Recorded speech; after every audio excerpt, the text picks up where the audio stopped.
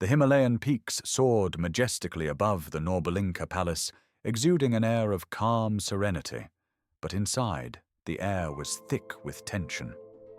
The young Dalai Lama sat quietly in his chamber, surrounded by concerned advisors. Outside, thousands of Tibetans had surrounded the palace, desperate to protect him from the Chinese forces amassing at the edge of the city. His most trusted advisors gathered before him, their faces pale with urgency. "Your Holiness, the Chinese army is preparing to strike. Their cannons are aimed at Lhasa. If you do not leave tonight, you may not leave at all." The words hung heavy in the chamber. He had known this moment was coming, but to abandon his people, to leave Tibet in the hands of those who sought to crush its spirit, it felt like betrayal. His mind went back to the moment when the monks had arrived at his home, carrying objects that belonged to his predecessor. "Which of these belong to you?" one of them had asked.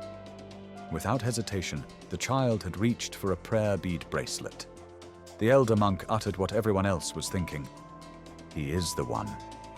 From that moment, he had ceased to be Lhamo Thondup, the simple boy from a farming family. He had become the 14th Dalai Lama, the spiritual leader of Tibet.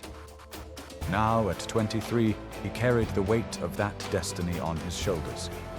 He was not just a man, he was the living embodiment of Tibet's soul.